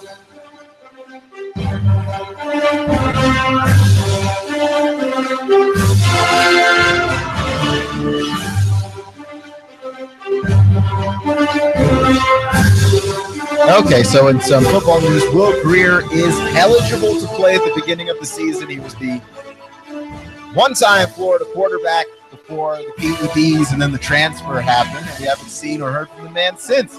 Then he pops up at West Virginia, Big 12, Dana Holgorsen. So we'll see what it is that Florida may have been missing out on all this time. That's why that's an interesting story. And then breaking news, which is more NBA stuff, because like I said, like this has got to be the most ridiculous NBA offseason ever. It's probably not even close. I don't know if we've ever had this much movement in an NBA offseason this early. Like the draft hasn't happened yet. This is not draft day movement. You know, there's not even like mid-season trade deadline movement. This is before the draft. The finals were like, what, a week and a half ago? And we're already having all this movement, but the Lakers have traded D'Angelo Russell and Timofey Mozgov to the Nets for, it says Lopez in a first rounder. Trying to figure out which Lopez. Brooke Lopez, so not the good one. But regardless, they've gotten Brooke Lopez in a first rounder, and so they get rid of that awful Timofey Mozgov contract. I mean, the thing was awful. It was a wonderful, because I remember telling my friends, because I have some Laker fans friends, my brother who has frequented the show many times and may show up tomorrow or even the day of the draft whenever he gets a chance to come on. He is a Lakers fan. I have some friends that are Lakers fans because I've got some friends that are from California. And one of the things of note about them is, you know, that they very heavily believed in Mitch Kupchak. Mitch Kupchak was the GM of that team. And I said that I didn't think that Mitch Kupchak was a great GM. And I suppose I could have been more specific. I didn't think that Mitch Kupchak was a great drafting GM, that he was that guy that believed if you could build a team now, build a team now. Don't worry about the future. Don't worry about future draft picks and massive contracts and all that stuff. Like that stuff will figure itself out. And it did work sometimes. The team that won the title to give Kobe his 5th championship with Pau Gasol, that team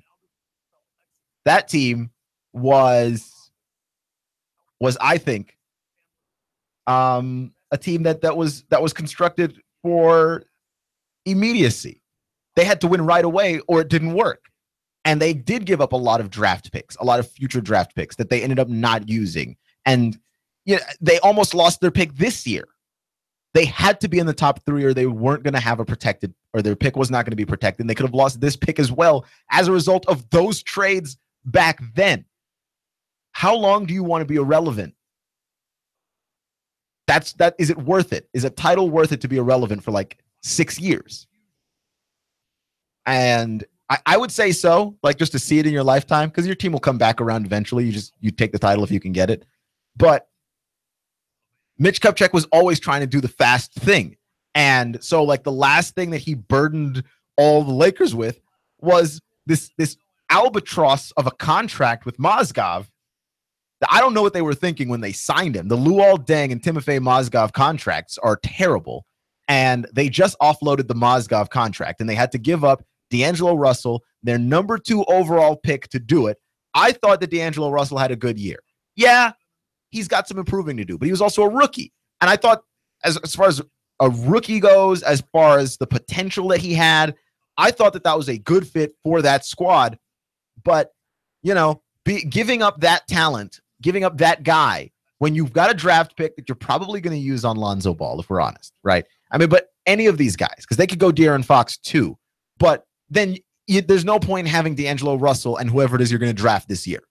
There's too many guards. It's too many young guards with a young coach.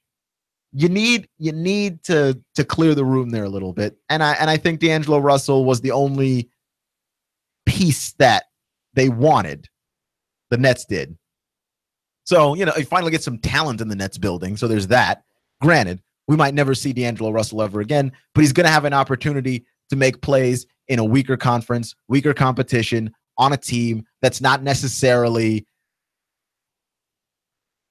pressure packed. It's not the big stage. It's not a big market.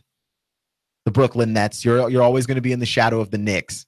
So I think that actually wound up being a good trade for both parties.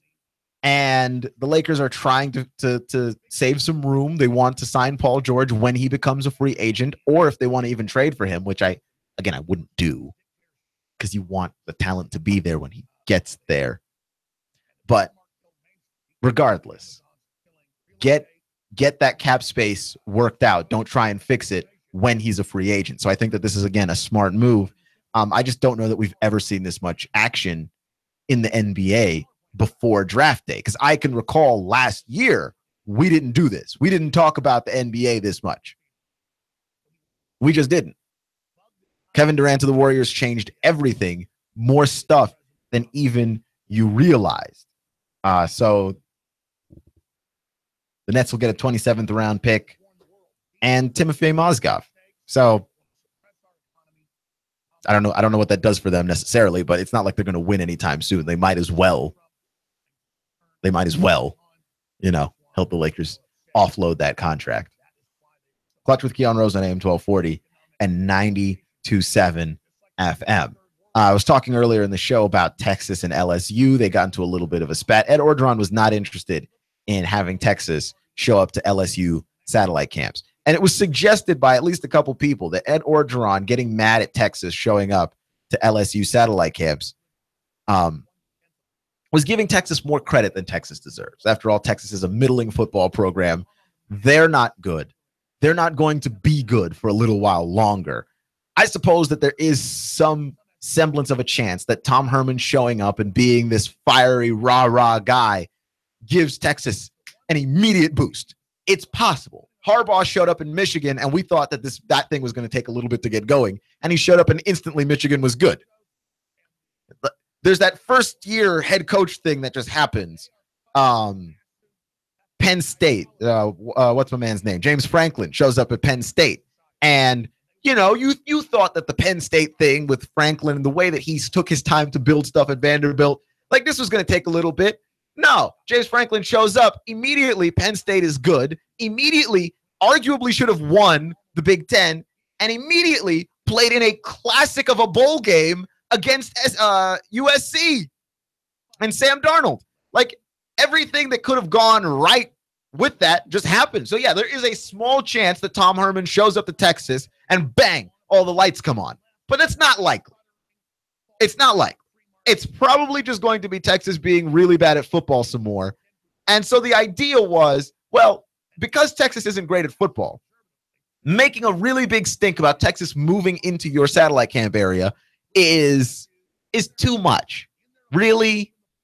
You're going to give that much credit to that football team? And I don't think that the author of that piece realizes how big Texas football is. Texas football cannot lose. Even when Texas football loses, it wins. They have their own network in the Big 12, a conference that they essentially run. Like, the reason why the Big 12 is weak is because Texas is in it and they run it. And they lost 2 schools because Texas was getting a little too big for their britches. Missouri didn't want any part of trying to figure out how to share revenue with Texas. Texas A&M didn't want any part of trying to figure out how to share revenue and share the spotlight with Texas. And they almost ran out Oklahoma. But the entire Big 12 is centered on the relationship between Texas and Oklahoma. Right? Like, if Texas gets to be the bad guy in the story, Oklahoma gets to be the good guy, and we balance this thing on out. Like, don't underestimate Texas. Even when they're bad, they have a big footprint. Even when they're bad, they have a big impact. This is a reason why a lot of schools reacted strongly to Jim Harbaugh wanting to set up satellite camps in the South. Like, Michigan football wasn't great before Harbaugh got there, but guess what? They're not going to stink forever. And Jim Harbaugh is exactly the kind of charismatic coach that might make life a little bit difficult for you. If you give him an inch, he's going to take a mile. And Texas is trying to figure out how far into LSU territory they can go before somebody stops them. They're trying to get their foot in the door. If you let them get their foot in the door's open. And Texas is not going to stink forever. And they are one of those schools, when they get to be good, look out. It's a momentum snowball rolling down a hill. Everybody wants Texas to be good again, right? It's a traditional power. This is how people feel about traditional powers. You want traditional powers to be good again. Why? Because it feels right. It feels normal. It feels weird to watch the NBA and have the Lakers suck. It feels odd when the Cowboys aren't winning, right? Like, the Cowboys are a good football team now, and that feels right. I hate the Cowboys, but it feels right that they're good. Texas is one of those schools. Alabama is one of those schools. And I find it weird that the article for that was written on SEC Country. And so I find it very weird that that is a person who lives in the SEC, has a school that is like that in this conference, and didn't see it. People want Texas to be good again. You give Texas opportunities to be good again. Don't complain when they start running your house, when you let them in your house. I think Ed Orgeron did the absolute right thing by flipping out at Texas. Don't come in this state. You cannot set up your satellite camps here. You are in Texas. You have the entirety of Texas. Use your state to get your recruits. Don't come into ours. Because you give them the inch now, you might be fighting them off for the mile later. I think Ed Orgeron made the right choice there. I think he did. I am from Texas, and I'm telling you that even when they're bad, everyone loves them. Everyone likes them. We're just waiting for them to get good again. It's inevitable. You cannot allow them into your space like that. I don't think Ed Orgeron gave them too much credit at all. I think he gave them exactly the amount of credit that they deserved. Clutch with Keon Rose on AM 1240 and 92.7 FM. He gave them the correct amount of credit.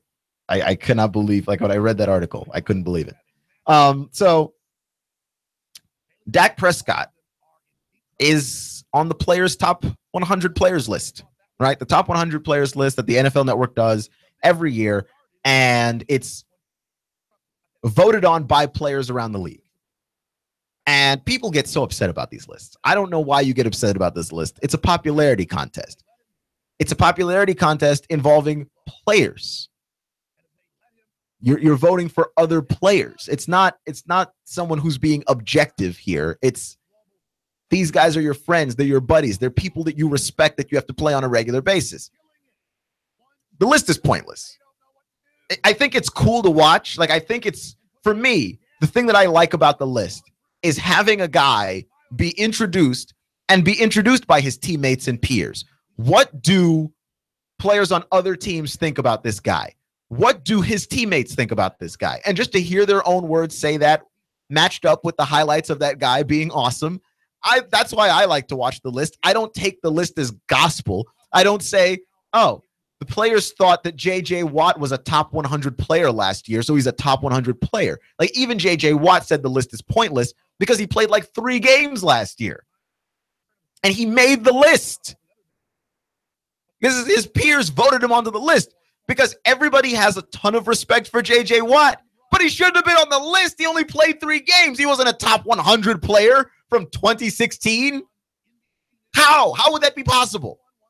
Right? So, like, you can't allow yourself to get upset about a list that has already proven it's got no credibility. But I got a buddy sent me an email the other day. Dak Prescott at 14? Are they crazy? He's a rookie quarterback, and he wasn't even the one carrying the team. I get it. Buddy, calm down. Calm down. Hear yourself. You know what the facts are. I know what the facts are. Everybody knows what the facts are. The list is not gospel. For me, it's the only way the list is. This is the way to take the list as gospel. Is the guy on the list one of the top 100 players in the league? Yes or no? Yes, then he deserves to be on the list. Don't worry about the order so much. Like, don't worry about where the guy found himself on the list. That part is less important. Did a guy who deserved to be on the list make the list? Yes, then that's where he is. Dak Prescott does deserve to be on the list. He definitely was one of the top 100 players in football last year. No, he's not 14. Yes, 14 is very, very high for Dak Prescott. And I like Dak Prescott, and I liked the season last year, and I thought he had a very, very good season. But Dak Prescott played good football. Not great football. He didn't ascend. He played good football, right? Like Ron Jaworski had him as one of the top 10 players in the NFL. I don't think that he's one of the top 10 quarterbacks in the NFL with the body of work of a single season. But when you consider that there aren't that many great quarterbacks in the NFL, he's close. I don't think that's disrespecting anybody else to say that he's a top 10 guy. I just don't know that there's anybody that's currently there that I would say, hey, you know what? Who couldn't play behind that offensive line, throwing the ball to Des Bryant and handing it off to Ezekiel Elliott? I'm not saying anybody could do it. I'm saying a lot of guys in the NFL could, right? I wouldn't put Dak Prescott ahead of, obviously, Tom Brady, but Phillip Rivers. I wouldn't put him ahead of Matt Stafford. I wouldn't put him ahead of even a guy like Kirk Cousins, who played on a worse team, a worse offensive line, and his receiving core was injured much of the season. I'm saying if you took Kirk Cousins off of the Redskins and put him on the Cowboys and said, hand this off to Ezekiel Elliott and throw that to Des Bryant, you wind up with roughly the same results. That's what I'm saying. And in that regard, I don't think that you can say Dak Prescott is a top 10 quarterback in the league, and you definitely can't say he's a top 14 player in the entire NFL. But how seriously are you going to take this list? This is a list that has J.J. Watt on the list. J.J. Watt played 3 games and then had back surgery. I mean, how seriously can you take that list? Everybody knows that the list is just a popularity contest. And we had it where in the NBA, we allowed players to have some percentage weight of the vote to vote for other players in the league. And what we found is that we learned the very hard way. Players don't know anything either. It's, like it's horrible when fans vote. Fans don't know anything. Players know more than fans. But it's still not an objective decision. It's still, I'm going to vote for my friends. I'm going to vote for my teammates. I'm going to vote for my buddies. And yeah, I think if you asked the players to be objective, you'd get a great all-star vote. But they're not going to be objective. They're never going to be objective. So this top 100 list is a cool list. I think it's interesting, like I said, to hear guys talk about their peers and to hear them talk about their teammates. I think that's cool. And have them say, what was the one play that guy did against you last year that was amazing? And have them break it down and describe what transpired. That stuff is endlessly fascinating to me. But to take the list as anything more than just a kind of cool list is selling yourself short. You know what this is. You know exactly what this is. It's just a popularity contest. Like, Dak Prescott didn't lead the Cowboys to anything. The Cowboys were a well-designed team, and then they inserted a good quarterback, and simply a good quarterback. Is Dak Prescott great? Show me this season, when everybody knows who you are, when they know what your tendencies are, when they know all of your punches. Can you perform at a very high level? Can you win football games? That's what I want to know. I said it once, I'll say it again. You can deceive me for a season. People have had good seasons. Right? Like Jake Delhomme had a good season where he went to a Super Bowl that he almost won. Jake Delhomme. So I'm just telling you, it's possible. You can be deceived for a season. Jake Delhomme was never good ever again. Once people figured him out.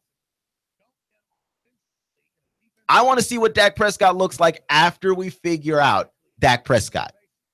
And then I'll let you know, like, is he worthy of that ranking? Until that point, like, no. We're not even going to have that discussion. There was once a guy named Robert Griffin III. We thought he was going to terrorize the NFC East for years. He didn't. Much with Keon Rose on AM 1240 and 92.7 FM. You're listening to Nooga Radio and NoogaRadio.com. Remember, folks, it's not how you start, it's how you finish. Stay clutch, and I'll see you in 24 hours.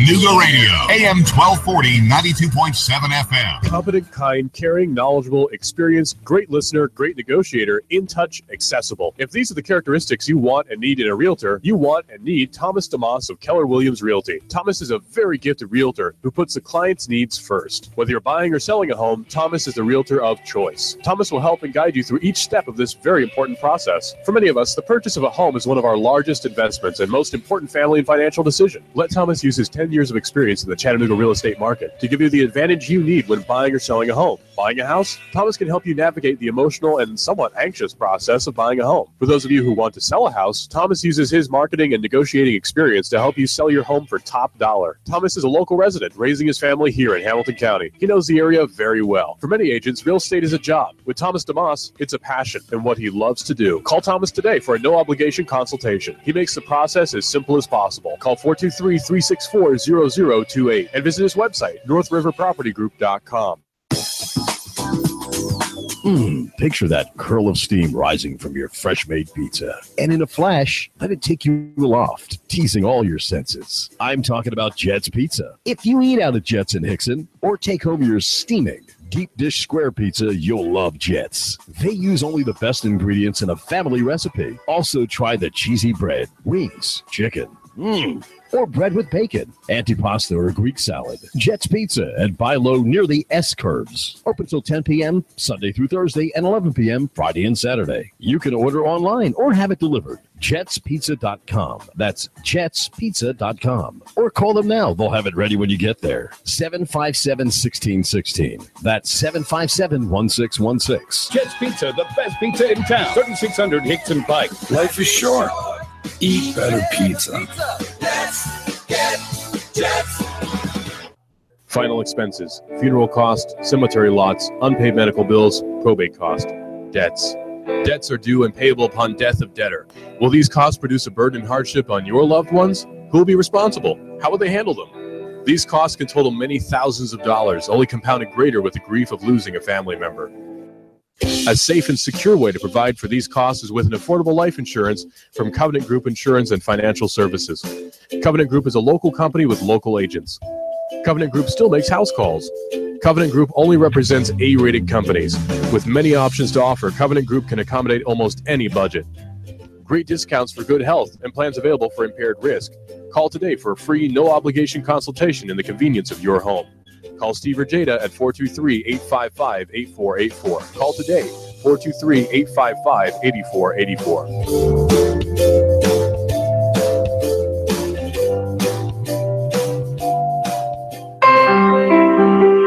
Are you looking for a gospel-oriented, covenantal, family-friendly Reformed church? Dayton Reformed Presbyterian Church is a body of Christ-centered believers gathering for worship on the Lord's Day from around southeastern Tennessee. Our congregation is reformational in its outlook. It has a traditional worship service regulated by the Word of God. Prayer, singing the Psalms, reading God's holy Word, teaching, preaching the Bible, the administration of the sacrament. Dayton Reformed Pres, committed to the authority of the Bible as the inerrant, infallible Word of God. As Westminster Confession of Faith directs every Christian, we aim to glorify God and enjoy Him forever. As a Reformed church, our purpose is teaching and preaching the gospel, making and training disciples of Jesus Christ, taking dominion for our Lord's sake by applying God's holy and perfect law to every area of life. We would be honored to have you join us for worship. Dayton Reformed Presbyterian. This Sunday morning at 11 at Dayton Community Chapel, 184 Mulberry Avenue, Dayton. Click DaytonRPC.org. Click DaytonRPC.org. 184 Mulberry Avenue, Dayton. It is Eric Jones hard into the outside wall, and they are still 3 and 4 wide. It looks like we're racing at Talladega. Caution flag is out. It looked like Denny Hamlin was trying to get by Ricky Stenhouse. Got into the back of Ricky at the line. Man, that's a close one. Matt Kenseth wins stage 1. Green checkered flag is out, and Brad Keselowski has won stage 2. Dale Earnhardt Jr. into the wall. That will bring out the caution. Caution waving once again. And again, it's Dale Earnhardt Jr. involved. Oh, trouble. Ty Dillon has gotten turned to the inside of the racetrack, and Clint Boyer has just nailed him. Matt Kenseth falling back, the field storming by. Something wrong. Now we see sparks from Kenseth's Toyota. Larson chops him off. Coming off turn number 2. Goes to tail. Now it's Logano to the high side in 3. Joey Logano, a winner here at the Richmond International Raceway. Hear it live on Chattanooga's official NASCAR radio station. Nooga Radio, AM 1240, 92.7 FM. The voice of NASCAR.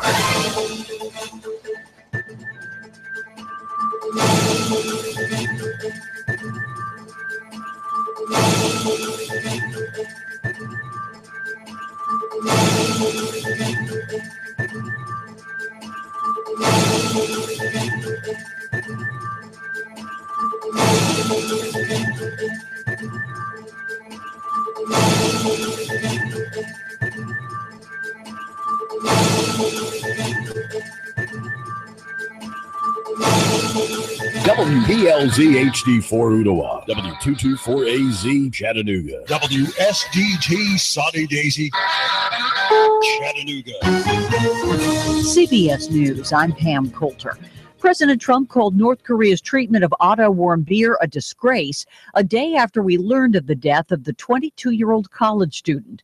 But how will his administration respond? State Department spokeswoman Heather Nauert. We have a great deal of resolve to try to handle this situation and try to hold North Korea responsible for the death of Mr. Warmbier. CBS's Margaret Brennan says one option is blocking Americans from going to North Korea. Secretary of State Rex Tillerson said just a few days ago that they are actively considering putting a ban or some form of further restrictions to prevent Americans from traveling to North Korea. The State Department already warns against traveling there in any way because diplomats are very limited in terms of the kind of access they could have if you were to have any kind of difficulty health-wise or security-wise.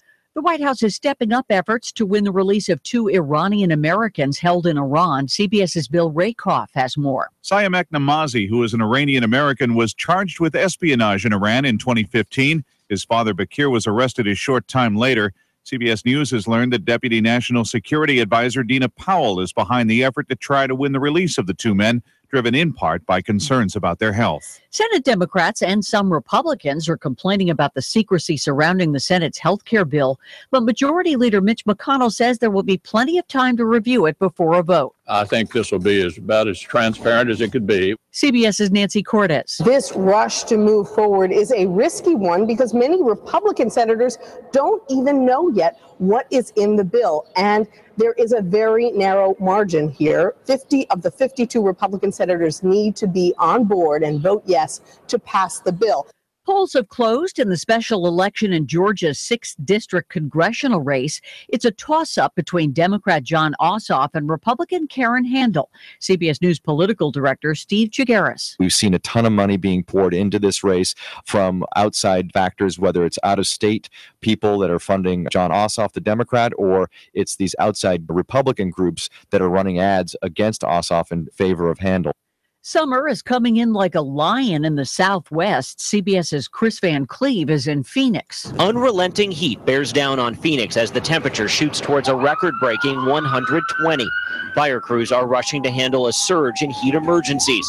When it's over 110, your body cannot cool itself down, setting up the potential for deadly heat stroke. The city opened 47 cooling centers across the valley, and about 50 flights had to be canceled at Sky Harbor Airport because it may be too hot to fly. Stocks lost ground across the board today. The Dow fell 62 points, NASDAQ off 51. This is CBS News. Wouldn't it be great if you could stop crime before it happens? With the Ring Floodlight Cam, you can. I'm Jamie Siminoff, inventor and founder of Ring. Floodlight Cam is a motion-activated HD security camera that connects right to your phone, so you're alerted when anyone steps onto your property. You can now see, speak, or even sound an alarm right from your phone, anywhere, anytime. Does your floodlight prevent crime? Ours does. Go to ring.com/advantage and save $150 off of a Ring of Security kit. That's ring.com/advantage. Finding great people to hire can be like, well, trying to find a needle in a haystack. It's time to try ZipRecruiter, where 80% of jobs get a qualified candidate in just one day. How? Using powerful technology, ZipRecruiter matches your job to the right candidates fast. So, while other companies might deliver a lot of hay, only ZipRecruiter finds you the needle in the haystack. And right now, you can try ZipRecruiter free. Just go to ZipRecruiter.com/talk for your free trial. ZipRecruiter.com/talk.